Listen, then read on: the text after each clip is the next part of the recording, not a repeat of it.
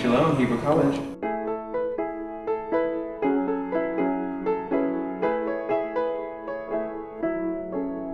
We're at Hebrew College in the Boston area, and we came here. It was sponsored by Interfaith Family Boston. I came with Rabbi David Kudan, who's a local rabbi. Rabbi David Kudan is a local rabbi and hero for many people.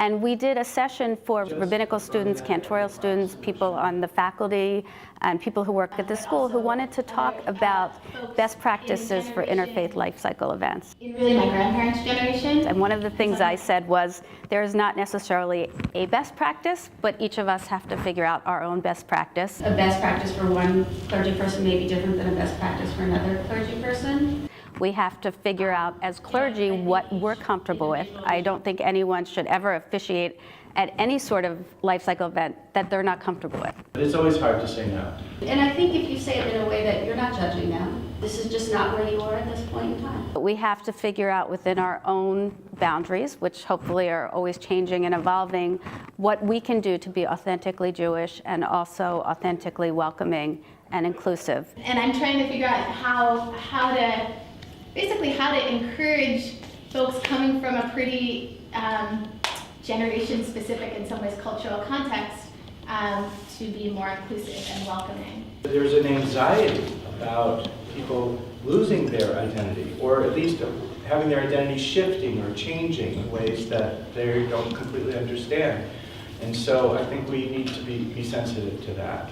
I feel that when we come in and do trainings or adult education sessions, that you never know what's going to come up. Wait for it. Interfaith, same-sex, in Canada, and family.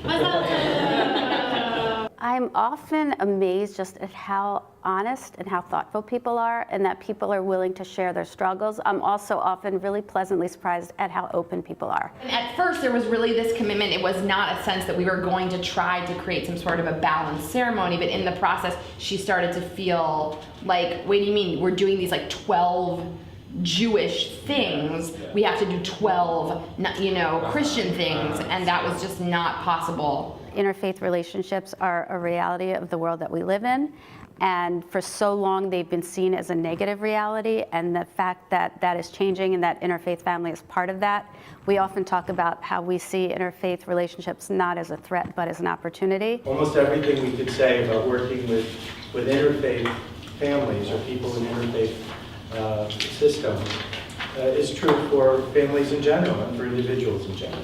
And I think we should welcome these people with open arms, and the fact that they're open to having Jewish families, often raising their children with Judaism, is a real blessing and a real gift to the Jewish people. If it's appropriate, if a couple are comfortable talking about their commitments to raising a Jewish family, that's a wonderful opportunity. I was very happy to see that the students were really open. They were really curious. Do you have an agenda? Is there something that would make you feel like your work is successful, or that would make you feel like that you want this outcome to happen? They were dealing with tough issues. These are not easy issues to deal with, but they weren't shying away from them. There's got to be something that we can do that would be equally as emotionally powerful, even if it's not having somebody up there saying Asher B'Chavanu. So we were able to have, I think, a really wonderful discussion of what they as students are facing in their lives and what they'll continue to face, and how to best handle different situations.